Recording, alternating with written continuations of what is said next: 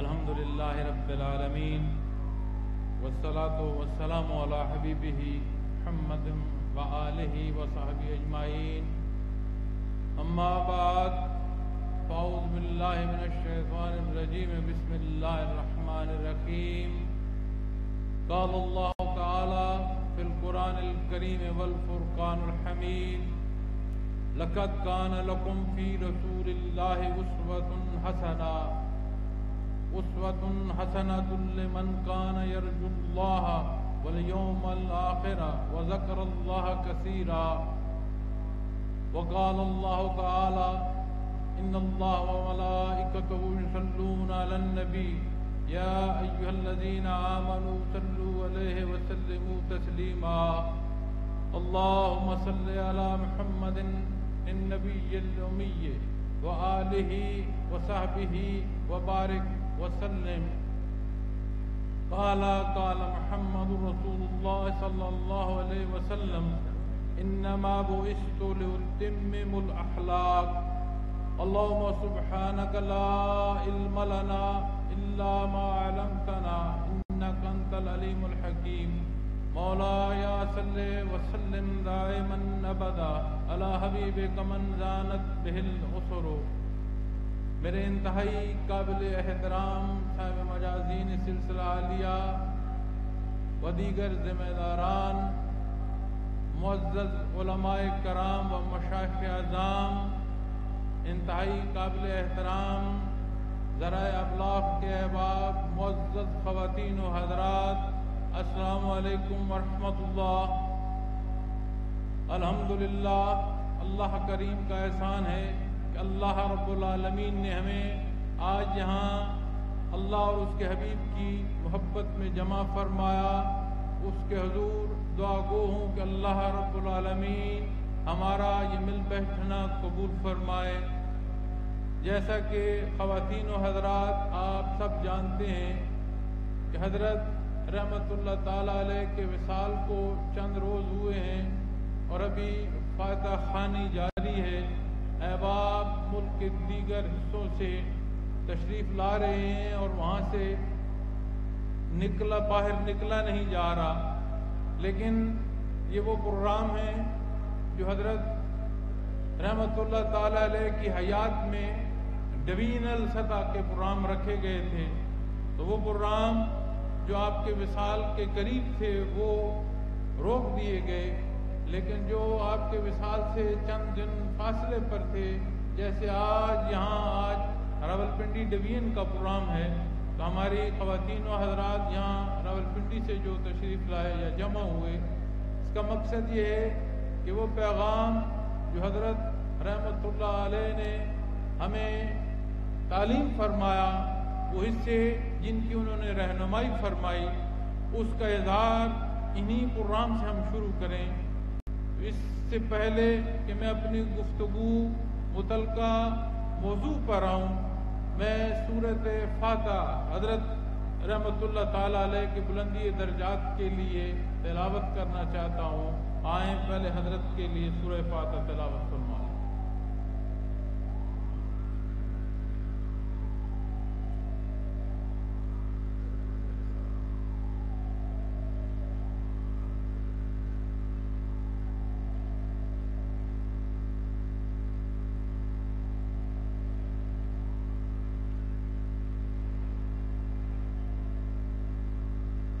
اللہ کریم حضرت رحمت اللہ علیہ کے درجات بلند فرمائے اور ہمیں استقامت فی الدین عطا فرمائے۔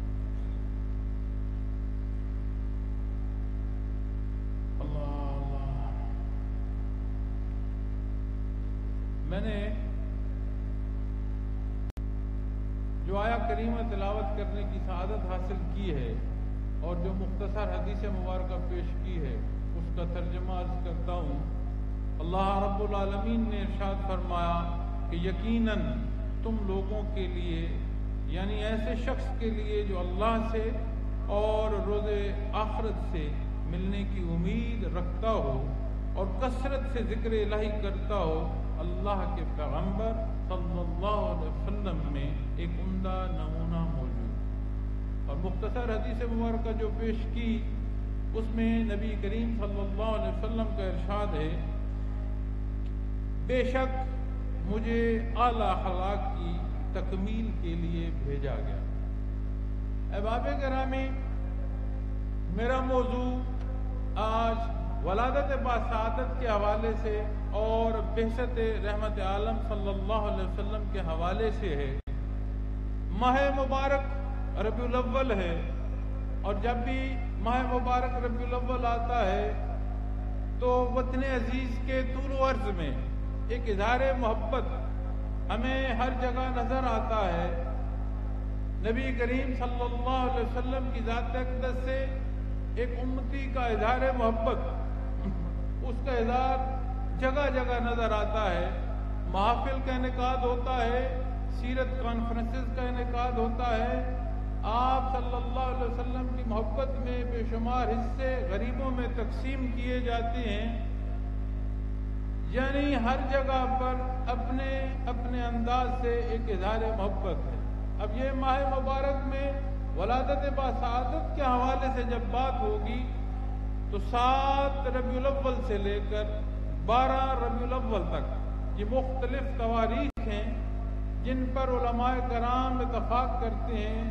9 اور 12 اور خصوصاً 9 ربیع الاول پر بہت بڑا ایک اجتماع ہے جو اس پر متفق ہے، باہر کے 7 سے 12 تک۔ اور خیال رکھیں، اللہ رب العالمین جب قرآن کریم میں یہ ارشاد فرماتے ہیں کہ وَمَا أَرْسَلْنَاكَ إِلَّا رَحْمَةً لِّلْعَالَمِينَ، واحد ذات اللہ رب العالمین کی ہے، اور اللہ جل شانہ کے علاوہ جو کچھ ہے وہ مخلوق ہے۔ اور جب خالق یہ ارشاد فرماتا ہے کہ میری مخلوق کی طرف جو رحمت کا سبب ہے وہ میرے حبیب آقا نامدار حضرت محمد رسول اللہ صلی اللہ علیہ وسلم ہیں، تو اس میں فقط بندے مومن نہیں رہا، فقط اولاد آدم کی بات نہیں، فقط اس بشر کی بات نہیں، اس میں کل مخلوق شامل ہو جاتی ہے۔ اور ہم اس باعث رحمت کو اس پہرائے میں دیکھتے ہیں کہ ہماری زندگی کا تسلسل ہے، نہیں، اس سے بھی پیچھے ہٹ کر اگر آپ غور فرمائیں، عدم ہے، کسی شے کا کوئی وجود نہیں ہے۔ مالک کل کائنات نے جو وجود بخشا تو کیا وہ رحمت باری تعالیٰ نہیں؟ تو مالک کی مخلوق کی طرف جو عطا ہے اس کا مجسم نمونہ ہے نبی کریم صلی اللہ علیہ وسلم کی ذات اقدس۔ ایک واقعات میں ابو لہب کے حوالے سے واقعہ ملتا ہے، بدبخت ٹھہرا، لیکن اس کے واقعات میں ایک واقعہ ایسا بھی ملتا ہے جو اس کے مرنے کے بعد کا ہے کہ کسی نے اس کو خواب میں دیکھا اور اس نے پوچھا کہ بتا اب تیرا حال کیا ہے، تو اس نے جواب میں ایک بات کہی، وہ کہتا ہے کہ ایک خاتون، ایک غلام خاتون میرے پاس اطلاع لائی تھی کہ تیرے بھتیجا پیدا ہوا ہے، تو میں نے اس کو سن کر اس کو وہیں اشارہ کیا تھا کہ جاؤ، اس خوشی میں تمہیں آزاد کیا۔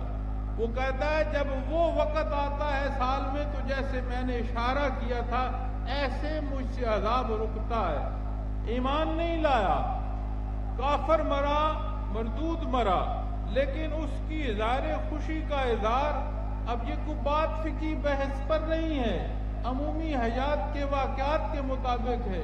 پھر آپ ساری دنیا کے وہ حصے دیکھیں کہ نبی کریم صلی اللہ علیہ وسلم کی ذات اقدس جب دار دنیا میں تشریف لائے، آپ کی ولادت باسعادت ہوئی، اس سے پہلے جو دار دنیا کے حالات تھے ان پر طرح طرح کے کردار کے حوالے سے، اختیار کرنے کے حوالے سے عذابات آتے تھے۔ آپ صلی اللہ علیہ وسلم کی ولادت سے اللہ رب العالمین نے نہ صرف وہ سزائیں اٹھا دی، اللہ رب العالمین نے پوری زمین کو مسجد کا درجہ دے دیا۔ ظاہری پاکی کا خیال کیا جائے، اس پوری زمین کو اللہ رب العالمین نے پاک فرما دیا۔ اللہ رب العالمین نے اپنی مخلوق پر جتنی عطائیں فرمائیں ان سب سے بڑھ کر بندے مومن پر پھر ایک خصوصی عطا جو فرمائی اس کا اظہار بھی قرآن کریم میں ملتا ہے۔ اللہ جل شانہ جب فرماتے ہیں کہ لَقَدْ مَنَّ اللَّهُ عَلَى الْمُؤْمِنِينَ إِذْ بَعَثَ فِيهِمْ رَسُولًا مِّنْ أَنفُسِهِمْ، اب حیات کو لے لیں، اس زندگی کے عدم حصے سے وجود کے عطا ہونے کو دیکھ لیں، زندگی کے تسلسل کو دیکھ لیں، بشر کی بشریت کے اس پہلو کو دیکھ لیں کہ مالک کی اس کارگاہ حیات میں جو کچھ ہے اسے اللہ رب العالمین نے اس بشر کی خدمت پر معمور کر دیا۔ اس زمین و آسمان میں اللہ رب العالمین نے جو پیدا فرمایا اس کا محور اس بشر کو بنا دیا، لیکن اسے جب بھی مخاطب فرمایا یا ایھا الناس کے تحت مخاطب فرمایا، اور جس حق کے لیے پیدا فرمایا جب یہ اس حق کی طرف آیا تو یہاں آ کر بندے مومن کو خالق نے، مالک نے، رب العالمین نے تمام مخلوق سے الگ کر کے پھر ارشاد فرمایا، اے بندے مومن، جو تم پر میرا یہ احسان ہے کہ میں نے اپنا حبیب تمہیں میں محبوس فرما، یہ تمام احسانات سے بڑھ کر۔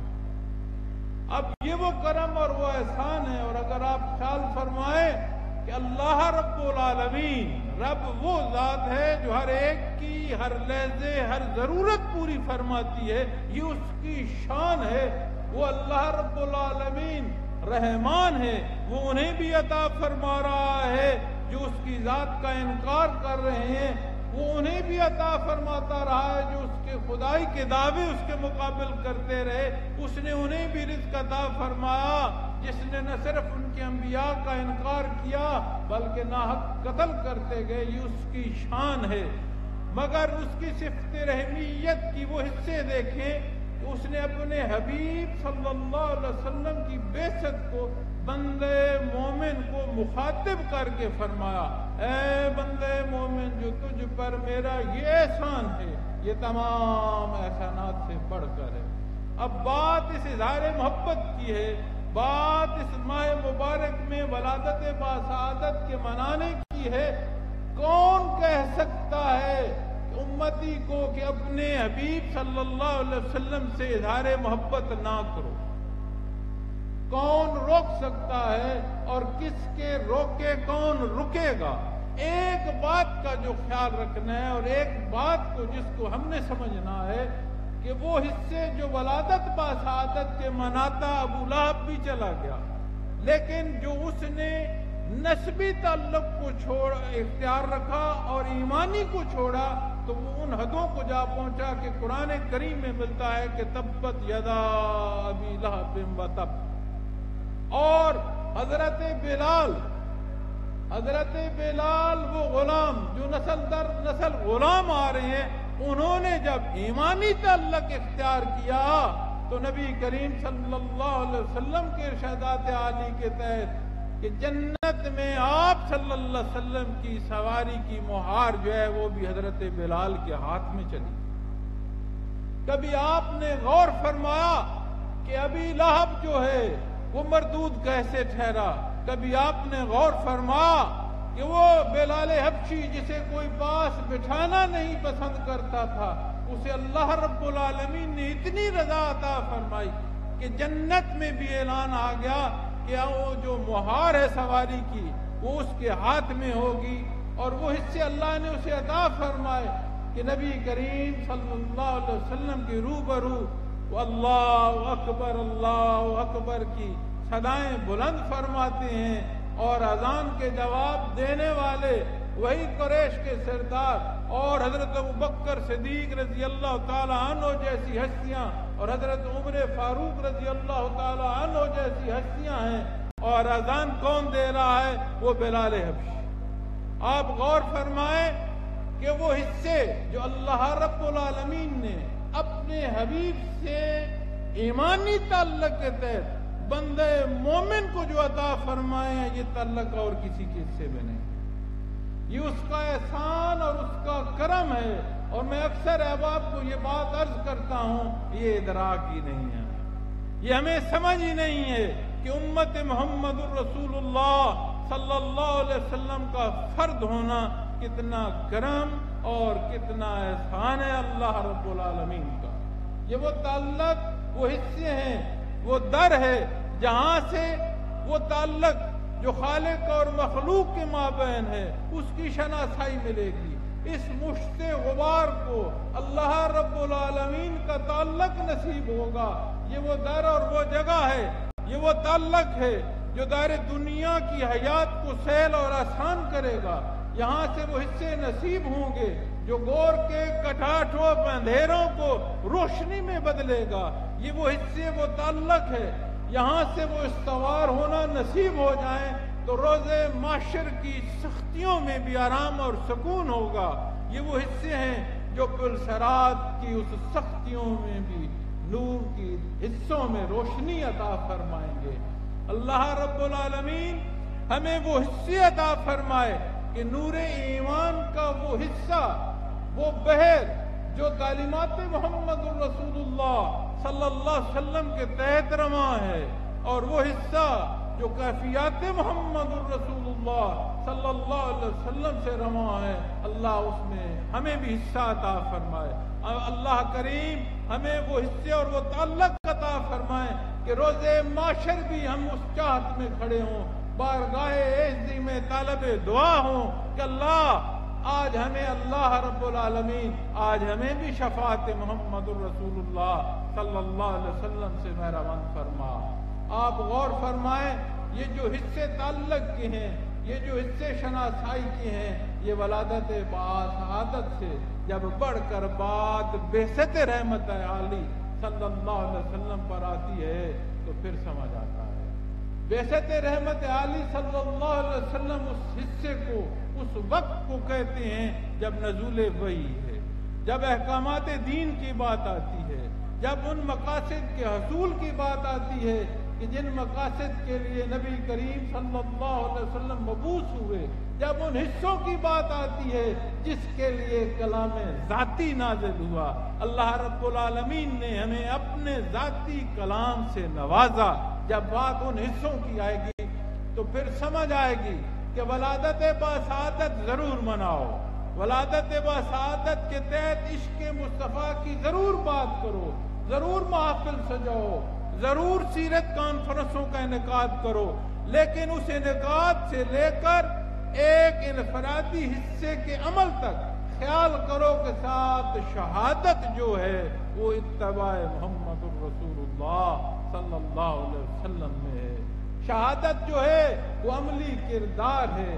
درود شریف ضرور پڑھو، درود شریف اتنا پڑھو کہ زندگی میں سب سے بڑی تسبیح درود شریف ہو جائے، لیکن اس کی حقیقت کیا ہے کہ میرے گفتگو درود شریف پڑھے، میرے وجود کی حرکات و سکنات درود شریف پڑھے، میرا بول چال درود شریف پڑھے، میرا لین دین درود شریف پڑھے، مجھے حقوق و فرائض کی تقسیم جو ہے وہ درود شریف کے تحت نظر آئے، مجھے معاشرے میں اپنے حصے کا کردار ادا کرتے ہوئے وہ درد اور وہ کیفیت نصیب ہو کہ جو درود شریف کے تحت اتباع محمد الرسول اللہ صلی اللہ علیہ وسلم کی منزل تک لے جائے۔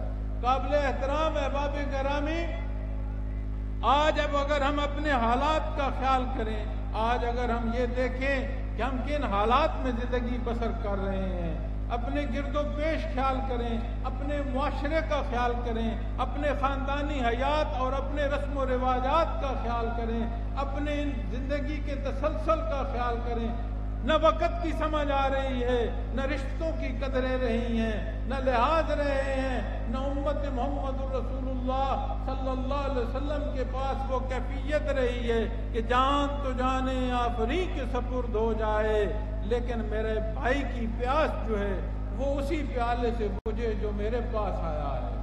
کیا وجہ ہے؟ کبھی غور فرمایا ہم نے؟ کبھی ہم نے دیکھا کہ کیا اجداد سے ہم نے حاصل کیا تھا؟ آج ہم کس زندگی کے بحر میں ہیں، اور آج ہم جس زندگی کے بحر میں ہیں اس کے سبب کیا ہے؟ تو میں آپ کو عرض کرتا ہوں، حضرت عمر فاروق رضی اللہ تعالیٰ عنہ سخت زخمی ہیں، اور ایک یہودی جرح کے پاس حضرت علی رضی اللہ تعالیٰ عنہ تشریف لے گئے کہ امیر المومنین جو ہیں وہ شدید زخمی ہیں اور تم جلد تیار ہو، تمہیں معالج کی حیثیت سے، جراح کی حیثیت سے لے جانے آیا ہوں۔ تو اس نے عرض کی کہ مجھے اپنی سواری تیار کرنے دیں۔ انہوں نے فرمایا اتنا وقت نہیں ہے، امیر المومنین کی حالت نازک ہے، تم میرے ساتھ میری ہی سواری پر بیٹھو۔ وہ اسے اپنے ساتھ اپنی سواری پر بٹھا کر لے گئے۔ ابھی مضافات میں پہنچے تھے مدینہ منورہ کے کہ انہوں نے دوڑتے سر پٹ دوڑتے گھوڑے کی لگام پہ روک لیا گھوڑا، فرمانے لگے کہ اے جراح تو اب واپس جا سکتا، تیری ضرورت باقی نہیں رہی۔ اس نے عرض کی، اس نے کہا کیا ماجرا ہے کہ آپ نے تو مجھے سواری نہیں تیار کرنے دی، اور اتنی تکلیف اور اتنے زخمی ہونے کا امیر المومنین کا بیان فرمایا، اور ابھی مجھے منزل مقصود پر پہنچے بنا یہاں اتار رہے ہیں۔ تو وہ فرمانے لگے کہ امیر المومنین شہید ہو گئے ہیں، اب اس دنیا میں نہیں رہے۔ اس یہودی جراح نے عرض کی کہ آپ یہ کیسے کہہ سکتے ہیں کہ جب کہ میں بھی آپ کے ساتھ سوار ہوں، ہمیں تو کوئی اطلاع دینے والا آیا نہیں۔ تو انہوں نے اشارہ کیا، حضرت علی کرم وجہ الکریم نے اشارہ کر کے فرمایا یہ زمینیں دیکھتے ہو؟ عرض کی دیکھتا ہوں۔ اس کی فصل میں جانور دیکھتے ہو؟ عرض کی دیکھتا ہوں۔ فرمانے لگے اس زمین کا مالک اور ہے، ان جانوروں کا مالک اور ہے۔ اور اگر حضرت عمر فاروق امیر المومنین حیات ہوتے تو ان کے انصاف کا اتنا اثر تھا کہ اس زمین کے مالک اور اس بکریوں اور اس جانوروں کے مالک، ان جانوروں میں بھی جرت نہ ہوتی کہ یہ دوسری کی زمین میں داخل ہو۔ اتنا اثر مرتب ہوتا ہے کردار کا، اتنا اثر مرتب ہوتا ہے اتباع محمد الرسول اللہ صلی اللہ علیہ وسلم کو اپنے کردار میں ڈھال لینے سے۔ اسی لیے تو قرآن کریم ارشاد فرماتا ہے کہ ظہر الفساد فی البر والبحر بما کسبت ایدی الناس، کہ خشکی اور تری میں جو فساد پیدا ہوتے ہیں اس کا سبب تمہارا کردار ہے۔ تو آج جب ہم اپنے ان حالات کو دیکھتے ہیں تو یقین مانے وجود اور شریر کا ایک ایک حصہ کھڑا ہو جاتا ہے جب یہ دیکھتا ہوں کہ اظہار محبت تو نبی کریم صلی اللہ علیہ وسلم سے ہے، لیکن ہمارے اعتراضات ہمیں اتنے دور کر رہے ہیں کہ بے شمار تقسیم کے بعد ہم ایک دوسرے سے اتنی نفرتوں کے حدوں کو پہنچ گئے ہیں کہ اس جگہ اظہار محبت میں بھی ہماری تلخیاں پیدا ہو گئی۔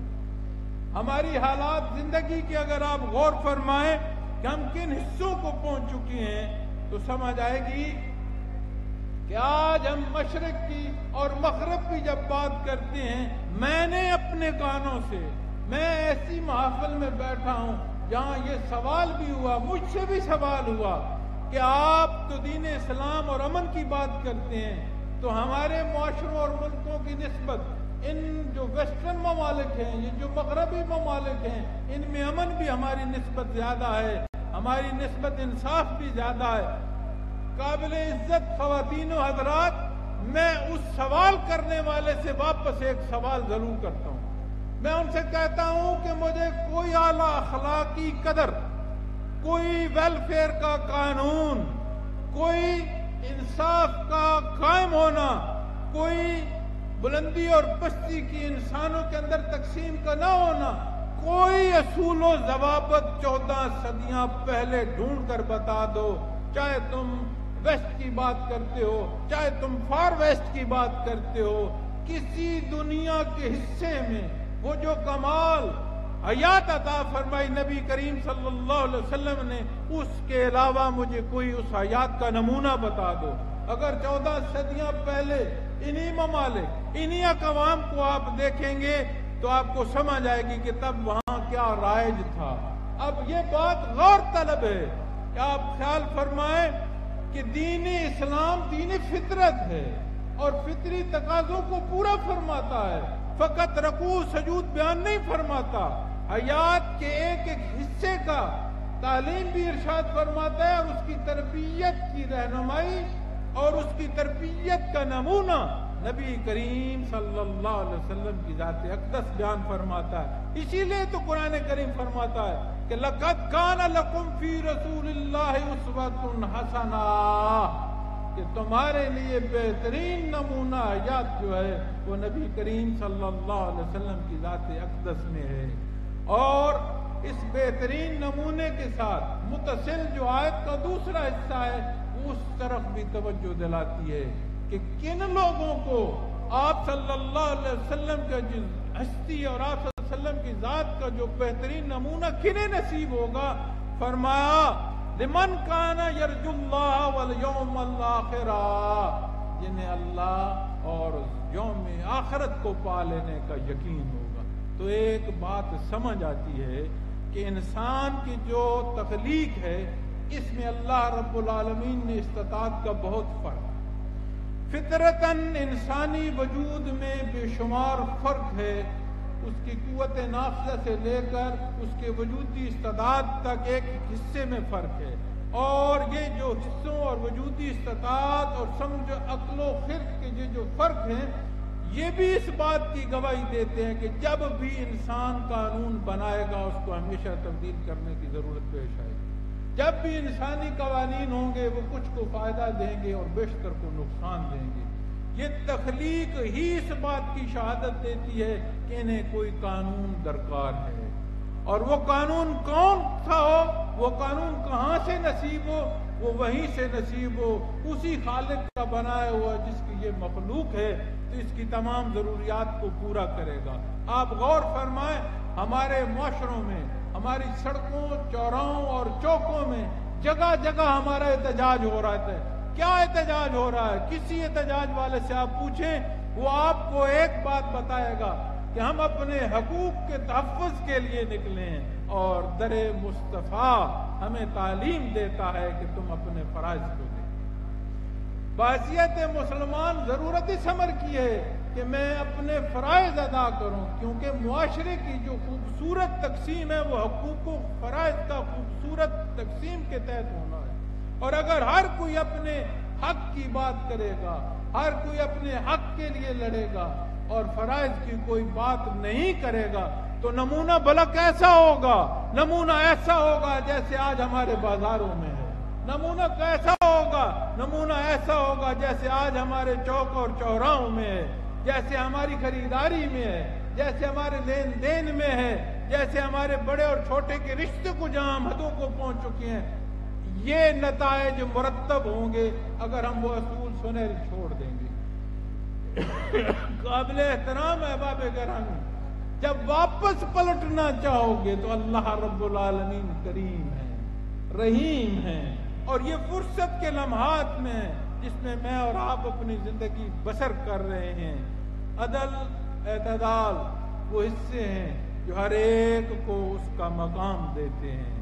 اور آج جب ہم اپنے معاشروں کو دیکھتے ہیں، اس حد کو ہمارے معاشرے کے اندر گراوٹ آ چکی ہے کہ ہمارا مظلوم بھی، آپ پھر کر دیکھیے گا، یہ جو بات میں عرض کرنے جا رہا ہوں اپنے گرد و پیش معاشرے میں پھر کر دیکھیے گا کہ جہاں کوئی مظلوم ہے اس مظلوم کی حیات کو دیکھیے گا، اس مظلوم کے شب و روز کو دیکھیے گا، اس مظلوم کی زندگی کے اس حصے تک جائیے گا جہاں اسے اختیار ہے، اور وہ مظلوم جو ظاہری طور پر مظلوم ہے وہ جب اپنے اس حصے میں پہنچے گا جہاں وہ صاحب اختیار ہے وہاں وہ ظالم ہے۔ کبھی ایسا بھی سنا تھا کہ کسی معاشرے میں مظلوم بھی ظالم ہوں گے؟ تو گرنے کی بھی کوئی حد ہے، ہم تو ان حدوں سے بھی گرتے آگے چلے گئے۔ اگر کوئی واپس پلٹنا چاہتا ہے تو ایک ہی جگہ ہے، ایک ہی در ہے، اور وہ ہے در مصطفیٰ صلی اللہ علیہ وسلم۔ یہ جو ماہ مبارک ربیع الاول کی بات ہو، محرم الحرام کی بات ہو، رمضان المبارک اور آخری عشرے کی بات ہو، ربیع الاول کی بات ہو، شب برات کی بات ہو، کسی پہلو سے بھی آپ بات لے کر آئیں تو حقیقی جو اظہار محبت ہے وہ میرا اور آپ کا اپنا کردار ہے۔ اور اگر وہ کردار نہیں ہوگا، فقط نعرہ ہوگا، فقط آواز ہوگی، تو ان معاشروں میں تبدیلی آ نہیں سکتی، یہ ہو نہیں سکتا کہ ان معاشروں میں تبدیلی آ سکے۔ اسی لیے تو قرآن کریم اصول بیان فرماتا ہے وَلَكُمْ فِي الْحَيَاةِ حَيَاةٌ عَلَى الْأَلْبَابِ، کہ اے اے صاحب خرد لوگوں، تمہارے قصاص میں حیات ہے، یعنی قوموں کی جو حیات ہے، قوموں کی جو کامیاب زندگیاں ہیں، اللہ رب العالمین خالق کل کائنات فرما رہا ہے کہ قانونی قصاص ہے۔ آج کیا ہمارے پاس نظام عدل ایسا ہے جو اکراس دا بورڈ مساوی تمام لوگوں تک وہ حقوق پہنچا، حقوق اور فرائض کے جو حصے ہیں اس کا تحفظ کر رہا ہے؟ آج ہماری اختلاف کی گفتگو کو ہم جب دیکھتے ہیں تو جب عام آدمی سے لے کر قومی لیڈرشپ تک، اس میں مذہبی لیڈرشپ کی بات آئے، اس میں سیاسی لیڈرشپ کی بات آئے، جب ان کی گفتگو کو دیکھتے ہیں تو وہ اعتراض جو غلطی پر تو ہیں، لیکن کیا اعتراض برائے جھگڑا ہو یا اعتراض برائے تعمیر ہو، کیا ان دونوں میں فرق نہیں ہوتا؟ جب لیڈرشپ اعتراض برائے اعتراض یا اعتراض برائے جھگڑے پر جائے گی تو جو اس کو چاہنے والے ہیں، جو اس کے پیروکار ہیں، جو اس کی بات سے متفق ہیں، ان تمام لوگوں میں ایک نفرت پیدا ہوتی چلی جائے گی، اور وہ نفرت کسی کو دیکھنے لائق نہیں رکھے گی کہ صحیح کیا ہے اور غلط کیا ہے۔ کیا یہ ہمارا تمام کا فرض نہیں ہے کہ من حیث القوم بحیثیت مسلمان ہم وہ درد اور وہ محبت جو نبی کریم صلی اللہ علیہ وسلم سے جس کا دعویٰ کرتے ہیں اسے ہمارا کردار شہادت کے طور پر لائے؟ اور جب بحیثیت قوم بات آتی ہے، جب بحیثیت پاکستانی بات آتی ہے تو میں اور آپ، چاہے اس میں کوئی جماعت ہو، چاہے اس کے میں کسی جماعت کا رکن ہو، چاہے اس جماعت کا لیڈر اور ہمارا حکمران ہو، کسی ادارے کی بات، یہ سارے کیا ہیں؟ کیا ہم سب اکائی نہیں ہیں؟ ایک ایک اکائی نہیں ہے اس وطن عزیز کی؟ تو اگر 24 کروڑ اکائیاں اپنے حصے کے کردار کو نہیں دیکھیں گی اور غیبی طاقت کو دیکھنا شروع کر دیں گی کہ کوئی آئے گا تو بہتری کر دے گا، کیا عام آدمی ہمیں نہیں ہے؟ عام آدمی یہ جو ہمارے پولیس کے بھائی کھڑے ہیں، یہ جو ڈیوٹیاں دے رہے ہیں، کیا ہمیں میں سے نہیں ہیں؟ کیا فوج جو ہمارا حفاظت کا ذمہ لیے ہماری حفاظت کر رہی ہیں اور قربانیاں دے رہی ہیں وہ ہمارا حصہ نہیں ہے؟ کیا مدارس ہمارے نہیں ہیں؟ کیا مدارس میں پڑھنے اور پڑھانے والے ہمارے نہیں ہیں؟ کیا یہ یونیورسٹیز ان کے پروفیسر ہمارے نہیں ہیں؟ کیا وہاں پڑھنے والے بچے ہمارے نہیں ہیں؟ کیا یہ سیاستدان ہمیں میں سے نہیں ہیں؟ کیا یہ جماعتیں ہمیں میں سے نہیں ہیں؟ کیا یہ ملک، یہ وطن ہمارا نہیں ہے؟ کیا ہمارے اجداد نے اس پر قربانی نہیں دی ہے؟ اور کیا ہم نے یہ غور کیا کہ ہمیں کیا ملا؟ ہم آنے والی اولاد کو کیا دے کر جا رہے ہیں؟ ہم اپنے بچوں کو کون سا محفوظ مستقبل دے کر جا رہے ہیں؟ کبھی ہم نے یہ غور کیا؟ اور جب یہ ساری 24 کروڑ اکائی صرف یہ دیکھے گی کہ میں تو جو دل چاہے کر لوں، کوئی آئے گا تو بہتری ہو جائے گی، میں معافی چاہتا ہوں، اس راہ کی منزل کامیابی ہو نہیں سکتی۔ یہ جو ہمارے میڈیا کے بھائی ہیں، کیا یہ ہمیں میں سے نہیں ہیں؟ کیا ان کی غمی خوشی، کیا ان کے دکھ ہمارے معاشروں میں نہیں ہیں؟ جو لوگ شہید ہوئے وہ ہم میں سے نہیں ہیں؟ جو عوام تھی وہ کیا ہمیں میں نہیں سے؟ جو ہمارے بچے ہماری شرطوں پر شہید ہو رہے ہیں کیا وہ ہمیں میں سے نہیں؟ اپنا معاشرے کو پہچانو، یہ وقت سدا نہیں رہے گا۔ میں دوستوں کے پاس دعوت کے لیے جاتا تھا، ترویج اسلام کے لیے جاتا تھا، میں ایک بات انہیں کہتا تھا، میں کہتا تھا وقت ہے احباب گرامی، وقت ہے۔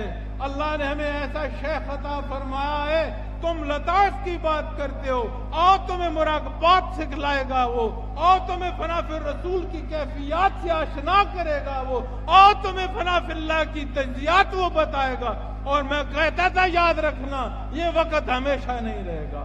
آج مجھے اس وقت کی یاد، ان لفظوں کی یاد آتی ہے کہ اللہ رب العالمین نے ہمیں کتنا عظیم شیخ عطا فرمایا، ایسی جگہ عطا فرمائی، ان 14 صدیوں کی دوری کے باوجود وہ فرماتے ہیں آؤ تمہیں کیفیات محمد الرسول اللہ صلی اللہ علیہ وسلم کے بیر سے جوڑ دوں۔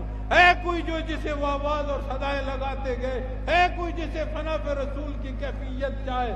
ہم تو جب گئے، ہم تو جب لڑ کے، ہم نے تو جب سجدہ کیا، جب ہم نے ٹخنوں کو جا کر دیکھا ہم نے جا کر مجذوب دیکھے، وہ ہمیں سالق المجذوب بنانے والے لوگ تھے.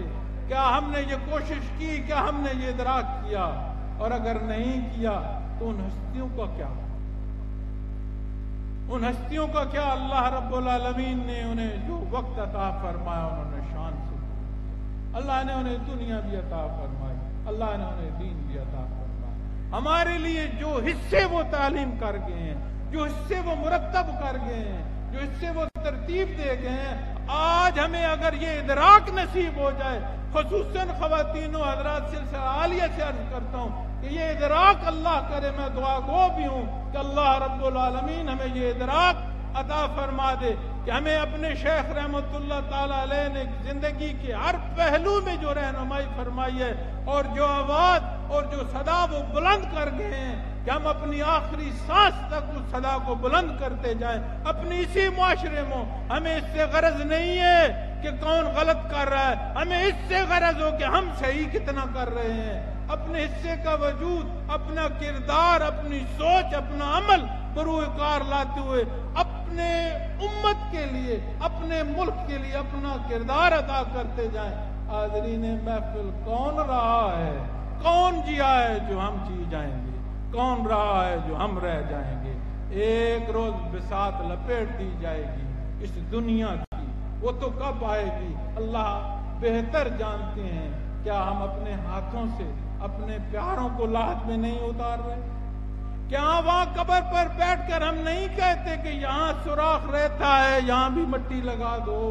اپنے ہاتھوں سے مٹی لگاتے ہیں. میں نے اپنے ان کمزور ہاتھوں سے اپنے شیخ کی قبر پر مٹی ڈالی. کیا آپ اپنے پیاروں کی قبروں پر نہیں ڈال رہے؟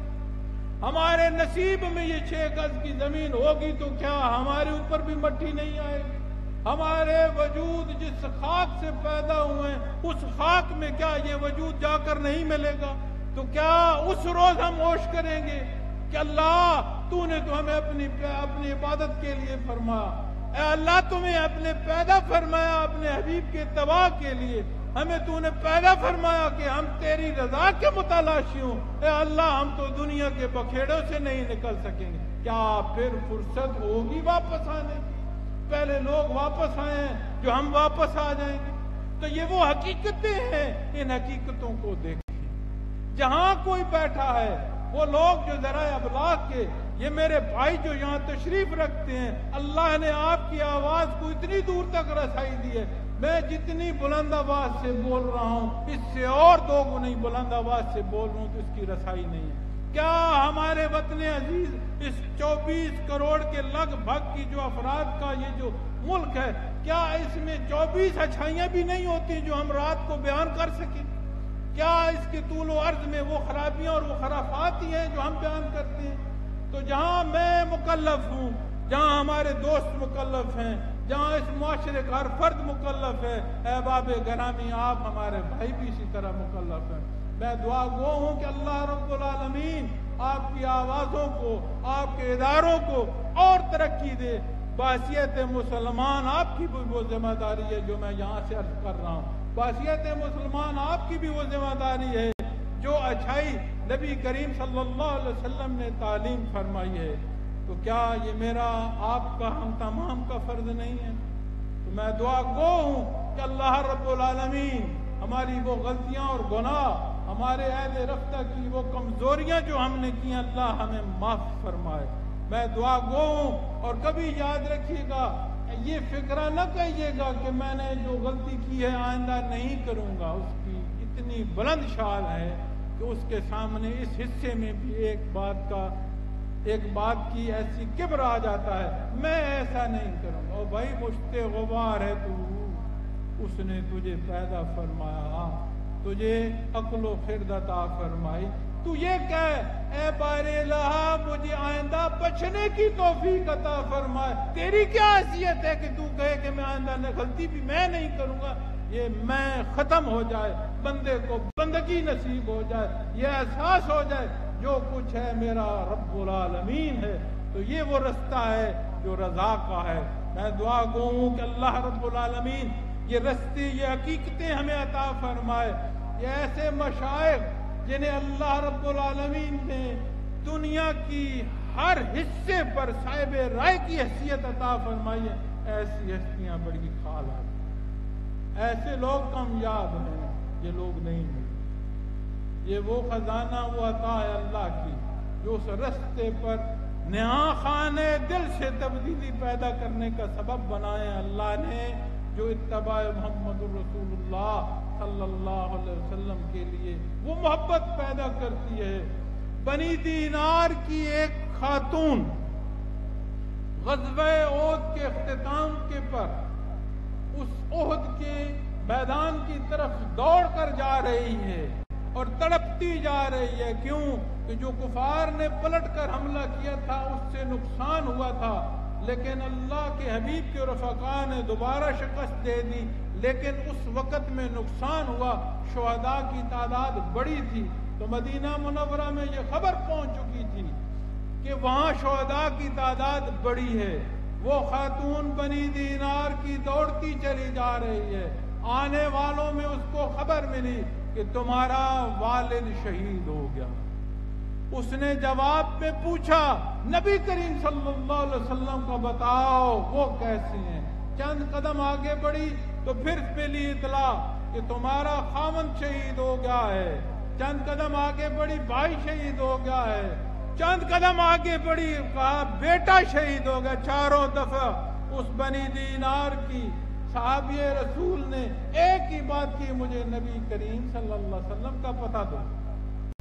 کیا ہماری محبت کے تقاضے یہ ہیں ایک دفعہ اپنی اولاد کے سروں پر ہاتھ رکھو؟ صحابہ کرام کا تو فرمان تھا، اے اللہ کے حبیب ہمارے ماں باپ آپ پر قربان۔ کیا ہم اپنی اولاد، اپنے بیٹوں اور بیٹیوں کے سروں پر ہاتھ رکھ کر دیکھو کہ کیا ہم ان رشتوں کو آپ صلی اللہ علیہ وسلم کی ذات کے لیے قربان کر سکتے ہیں؟ ہم تو اتنے گرے ہیں کہ اپنی نفسی خواہشات کو قربان کرنا ہمارے لیے محال ہو گیا۔ جب ان چیزوں کو سمجھو گے تو پھر سمجھ آئے گی کہ یہ جو بحر ہے تصوف کا، یہ جو بات طریقت کی آتی ہے، یہ جو بات سلاسل تصوف کی آتی ہے، یہ جو بات اولیاء اللہ کی آتی ہے، یہ کیا ہے؟ قابل احترام احباب گرامی، یہ محض نام نہیں ہے، یہ وہ حقیقتیں ہیں۔ جیسے آپ سے عرض کروں کہ قرآن کریم پر بات ہو تو بات ہو یہ کہاں سے ہے، تو بتایا جاتا ہے کہ سابقہ وقت جو قرآن کریم کے ہیں کتابی شکل میں، وہاں سے ہم نے نقل کی۔ اسی بات کو پلٹتے جاؤ تو بات تمہیں کتابی شکل سے ہٹ کر عمومی اکیلے اکیلے کاغذوں تک ملے گی، اور ہٹتے جاؤ تو آپ خیر القرون تک چلے جاؤ اور پوچھو کہ پیچھے قرآن کریم کا اصول، تو آخر میں لب آئے محمد الرسول اللہ صلی اللہ علیہ وسلم پر جا بات رکھے گی۔ اسی طرح جب کیفیات محمد الرسول اللہ صلی اللہ علیہ وسلم کی بات کرتے ہو تو نہ جاننا اور بات ہے، لیکن یہ جاننے کی جگہ ہے، یہ وہ جگہ ہے کہ اس کے تسلسل کو واپس، اس تسلسل کے اوراق کو واپس الٹنا شروع کر دو تو یہ بھی تمہیں خیر القرون میں لے جائے گی۔ اور اوراق کو الٹاؤ، یہ قلب اثر محمد الرسول اللہ صلی اللہ علیہ وسلم تک جا کر بات پہنچے گی۔ یہ ایسا تو نہیں۔ اسی آیہ کریمہ جس کا میں نے عرض کیا کہ اللہ فرماتے ہیں کہ تمہارے لیے بہترین نمونہ آیات ہے۔ جانتے ہیں اس آیہ کریمہ کے دوسرے حصے میں جسے میں نے بتایا کہ کنہیں یہ نصیب ہوگا، انہیں نصیب ہوگا جنہیں روز آخرت کو پا لینے کا یقین ہوگا، یعنی وہ فطری تقاضے کہ انسان کو یہ معلوم ہو کہ صحیح اور غلط کا تعین ہوگا، جزا اور سزا ہوگی، تو وہ ایک مقید حصے کے تحت رہتا ہے۔ آپ غور نہیں کرتے کہ جہاں قانون کا ایسا نفاذ ہو جس کا اطلاق ہونا ہو، لوگ دست بستہ کھڑے ہوتے، کیوں؟ معلوم ہوتا ہے کہ اس کا اطلاق ہوگا۔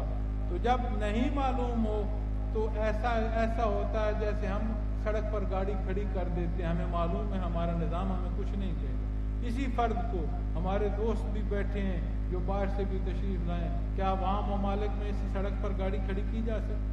فرق کیا ہے؟ فرق یہ ہے کہ وہ جو مزاج انسانی ہے کہ حدود و قیود کا بھی تعین ہے اور جزا و سزا بھی ہوگی، وہ بندے کو ایک پیمانے میں لے آتی ہے، اور جب اس پیمانے کی ضرورت ہوگی کہ اسوہ حسنہ مجھے بھی نصیب ہو، تو وہ حصے یاد رکھنے ہوں گے۔ ایک روز آئے گا جب میرا کردار، میرے معاملات، میرے وجود اور یہ ہزاروں جوارح اللہ کے حضور پیش ہوں گے اور حساب کتاب۔ نبی کریم صلی اللہ علیہ وسلم کا فرمان ہے کہ اللہ رب العالمین اس دن سوال سے محفوظ فرمائے۔ اس روز اگر کسی سے سوال ہو گیا کہ یہ عمل تو نے کیوں کیا، اس کے پاس کوئی جواب نہیں، اس کو دوزخ سے کوئی شے بچا نہیں۔ تو آج جب اس بات کو ہم سوچیں گے اور اس اسوہ حسنہ کی بات آئے گی، پتہ ہے آخری حصہ سے آیا کریمہ کا کیا کہتا ہے؟ وَذَكَرَ اللَّهَ كَثِيرًا۔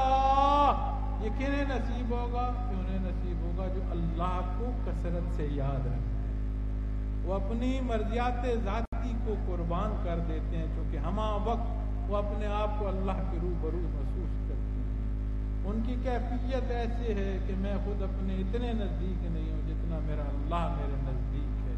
میرا ایک ایک عمل، میری ایک ایک سوچ، وہ جو میں اختیار کر رہا ہوں وہ بھی وہ جانتا ہے، جو وقت بعد میں آئے گا، جو فیصلے میں تب کروں گا وہ تو وہ بھی جانتا ہے، اس کی ذات علیم ہے۔ تو وہ ہمہ وقت اس بات میں رہتا ہے کہ زندگی کے کس پہلو میں نبی کریم صلی اللہ علیہ وسلم نے کیا رہنمائی کرنا۔ تو میں یہ عرض کروں گا احباب سے کہ میں نے اس حوالے سے بھی آپ سے گزارش پیش کی، ماہ مبارک ربیع الاول کے حوالے سے بھی آپ سے گزارش پیش کی، پھر بعثت محمد رسول اللہ صلی اللہ علیہ وسلم کے تحت بھی آپ سے بات پیش کی، پھر میں آپ سے اس موضوع پر بھی بات ایک اپنے انداز سے اختصار سے لیکن کیفیات قلبی کی بھی بحث سے کر آیا ہوں، اور یہ دعا گو ہوں کہ اللہ رب العالمین ہمیں یہ توفیق عطا فرمائے کہ یہ حصے جو ہم نے اختیار کیے ہیں، جو ماننے تک ہیں، یہ اختیار کرنے تک کی بھی نصیب ہوں۔ اس سے مراد یہ نہیں ہے کہ سارا معاشرہ ہی خراب ہے یا سارے لوگ ہی خراب ہیں، ایسی بات نہیں، کیونکہ قال محمد رسول اللہ صلی اللہ علیہ وسلم لا تقوم الساعة حتى لا يقال في الارض اللہ اللہ۔ آپ صلی اللہ علیہ وسلم کا فرمان ہے کہ قیامت اب تک نہیں ہوگی جب تک دنیا میں ایک بھی اللہ اللہ کرنے والا موجود ہے۔ وہ نور ایمان جب تک دنیا میں موجزن ہے، اس دنیا کی حیات ہے، اس دنیا کی روانی ہے، اور اگر یہ دنیا قائم ہے اور ہم اپنی زندگی بسر کر رہے ہیں اور قیامت برپا نہیں ہو رہی، اس کا مطلب ہے کہ نور ایمان موجود ہے۔ ضرورت اس سمجھ کی ہے، ضرورت اس ادراک کی ہے کہ میں اور آپ اعتراض چھوڑیں، مخاطب پر بات کو چھوڑ دیں، اپنی بات کریں، ہمیشہ اپنے سامنے آئینہ رکھیں، اپنے کردار کی بات کریں، حقوق پر جھگڑنے کی بجائے فرائض کی ادائیگی کو ہم فوقیت دیں اور اختیار کریں۔ اللہ ہمیں یہ توفیق عطا فرمائے۔ اور آخر میں نے جو حصے بیان کیے ہیں وہ قومی پہلوؤں پر بھی کیے ہیں اور اس پر غالباً کثرت سے بات کی ہے، تو میری یہ گزارش اپنے تمام ان صاحبان سے ہے جن کو اللہ رب العالمین نے ایک لیڈر کی حیثیت سے دی ہے۔ بے شک آپ غلط اور صحیح کا تعین کریں، لیکن آپ کی جو گفتگو ہے وہ تعمیری ہوگی، تو آپ کے جتنے چاہنے والے ہیں وہ ایک دوسرے سے نفرتوں کی بجائے اس تعمیر اور تخریب کے فرق کو دیکھیں گے۔ ہماری کوشش ہونی چاہیے کہ وہ فروعی اختلافات جو بہتر اور بہترین کے تھے، ان میں جب ہم نے اپنی ذات ڈالی تو اس کو غلط اور صحیح پر لے گئے، امت کو اتفاق کی بجائے ہم نفاق کا سبب بن رہے ہیں۔ اللہ توفیق دے کہ ہم اس امت کو اتحاد کی طرف لائیں، اللہ توفیق دے یہ وطن عزیز پاکستان، پاک زمین، پاک سرزمین، اور ایسی پاک زمین جس کے مفاہیم میں ترجمہ مسجد کا جا بنتا ہے، اللہ ہمیں یہ توفیق دے کہ ہم اپنے کردار سے اس باغیچے کو سینچیں، اپنا خون جگر اس پر لگائیں، اور اپنی اولادوں اور اپنے بیٹوں اور بیٹیوں کے لیے وہ قدریں بحال کر کے جائیں جو قدریں اللہ رب العالمین نے ہمیں اپنے بڑوں سے عطا فرمائی ہیں۔ اللہ ہمیں اس انحطاط سے نکالے۔ تو میں آخر میں آ کر اس پیغام کے ساتھ ایک چیز عرض کروں گا حضرت کے اشعار کی صورت میں، کہ حضرت रहमतुल्लाह ताला अलैह हमाजत शख्सियत थी। उनकी ज़िंदगी के इतने पहलू हैं कि अगर उसका शुमार शुरू करूं तो शायद जो दोस्त मुझे ज़ाती तौर पर न जानता हो कि किस मिजाज का आदमी है तो वो शायद कहे कि ये शख्सियत परस्त है, लेकिन ये हकीकत है, अल्लाह का एहसान है, उसका करम है, उसका शुक्र है।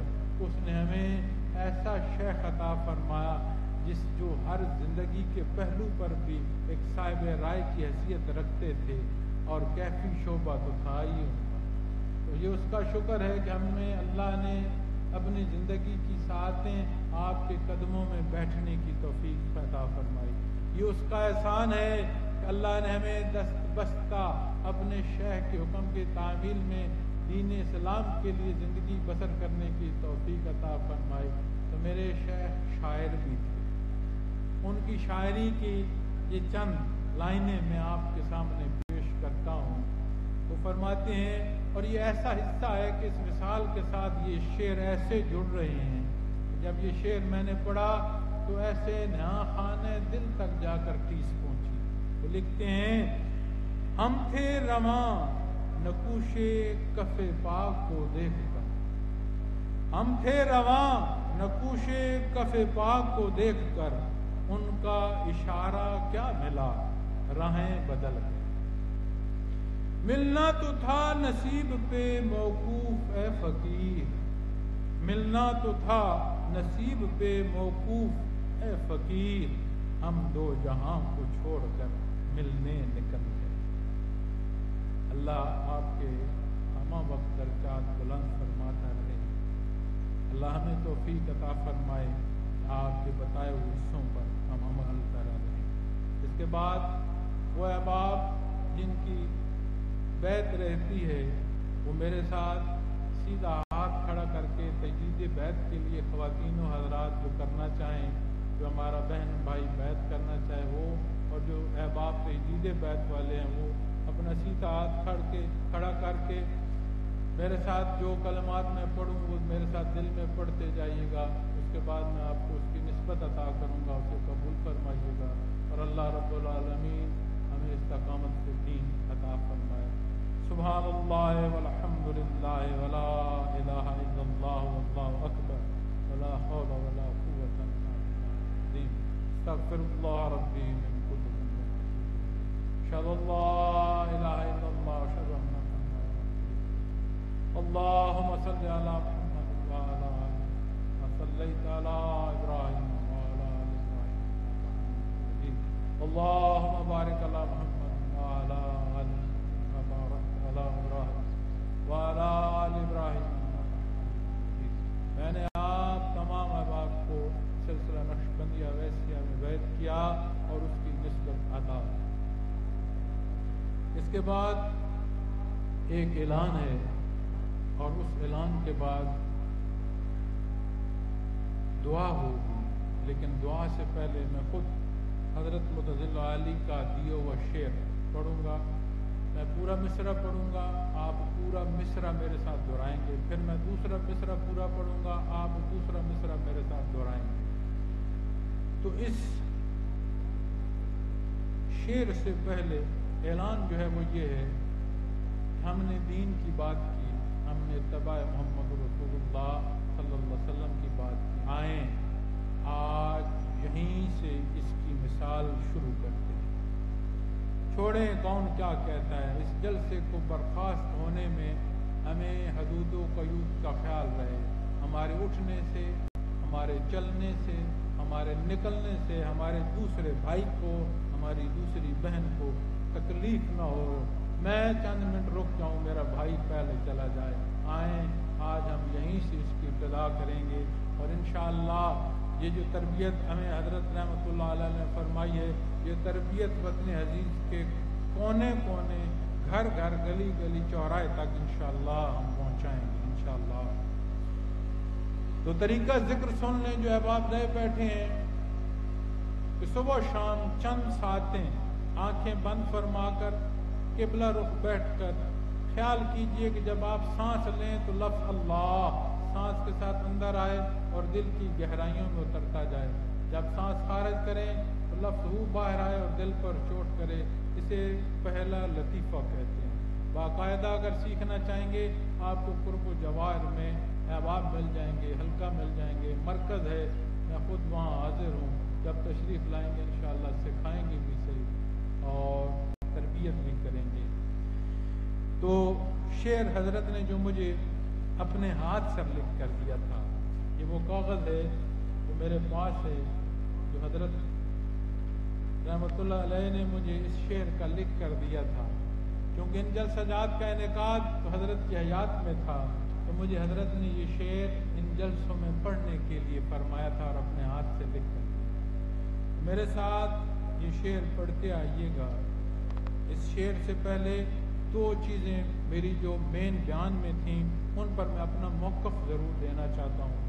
एक जो बैतुल मुक़द्दस की बेहुरमती है उसके हवाले से पुरज़ोर मुरम्मत करता हूँ। इस पुरज़ोर मज़म्मत के साथ इस बात को भी शामिल करता हूँ कि ख़त्म नबूवत से हमारे ईमान मुंसलिक है और ये इतना नाजुक मौजू है। इस मौजू के साथ बंदे मोमिन का दिल धड़कते हैं।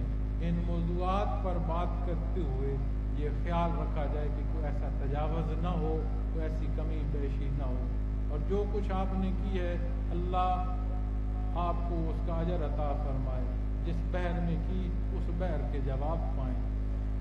और जो बात बैतुल मुक़द्दस की है, अगर वापस जवाब मेरी तकरीर से ढूंढेंगे तो एक जवाब इसका आपको मिलेगा।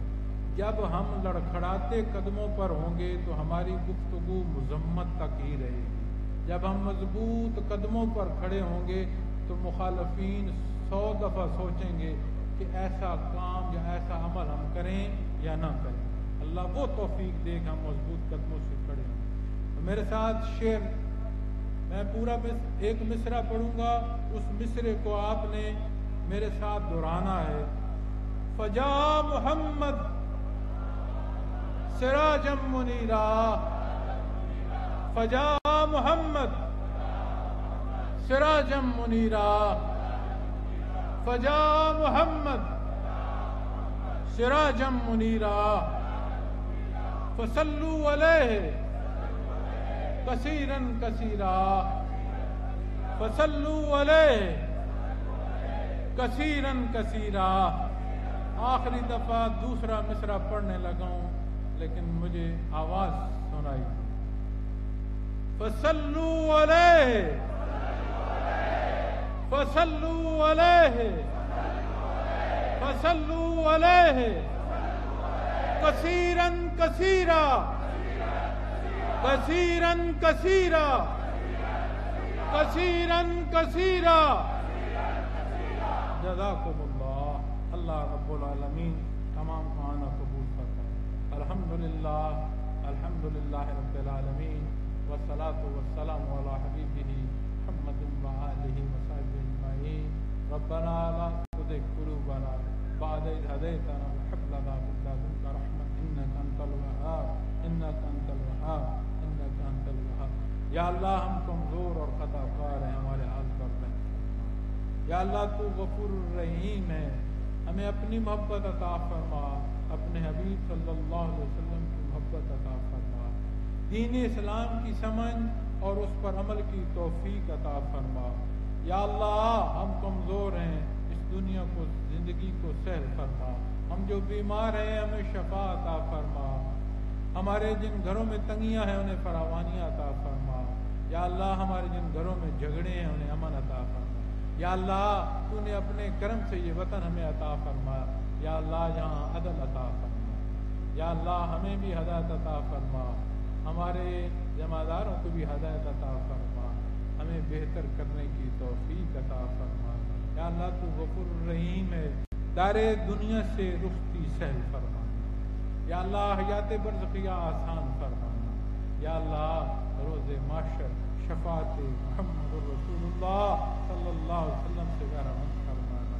या अल्लाह तू गफूर रहीम है, हम नहीं जानते हमारी जो ज़रूरियात हैं, हम नहीं जानते कि तेरी बारगाह एज़्ज़ी से कब क्या मांगे। बारिल्लाह तू रब्बुल आलमीन, हमा वक्त हमारे हाल पर रहम फरमा, हमें अपनी हिफाजत अता फरमा दे। یا اللہ تو غفور رحیم ہے، ہمارے جن دوستوں نے اس پروگرام کا انعقاد کیا ایک ایک کی محنت تو قبول فرما۔ میں کسی ایک کا نام نہیں لینا چاہتا، کسی 5 یا 10 کا نام نہیں لینا چاہتا۔ بار اللہ انہوں نے تیری خوشنودی تیری رضا کے لیے کیا، تو خوب جانتا۔ بار اللہ ہماری مائیں بہنیں ہمارے بھائی جو سفر کر کے آئے ہیں ان کا آنا قبول فرما، ان کے ایک ایک قدم کو قبول فرما۔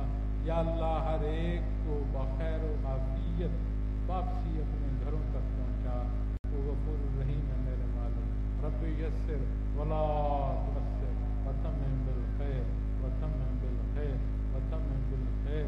الہی محمد حضرت محمد رسول اللہ صلی اللہ علیہ وسلم، الہی محمد بکر صدیق رضی اللہ عنہ، سنبسی رحمۃ اللہ، بغدادی رحمۃ اللہ، الہی محمد خواجہ عبید العراق، ابو ایوب محمد صاحب، قان العارفین خواجہ لطیف بلدی، کلزم فیضات حضرت مولانا علیہ رحمۃ اللہ، الہی محمد قاسم فیضات حضرت امیر محمد اکرم آوان رحمۃ اللہ تعالی علیہ، وصلی اللہ تعالی علی خیر خلقہ وآلہ وصحبہ اجمعین برحمتک یا ارحم الراحمین۔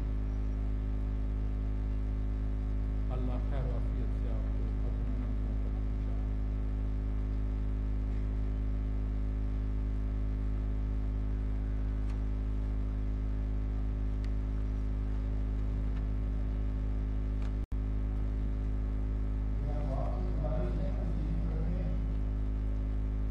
تقریر میں کمزور کچھ بھی نہیں، وہ تقریر ہو گئی اور تقریر میں صرف اتنا تو ڈبے دیندے پن جڑے تقسیم لے لیں راشن دیندے پن۔ میں آپ احباب کو دوست درمیان میں کھانے کے لیے کوئی پیکٹ دے رہے ہیں، وہ دیکھیے آرام سے آپ وصول فرما لیجیے۔ بلاؤ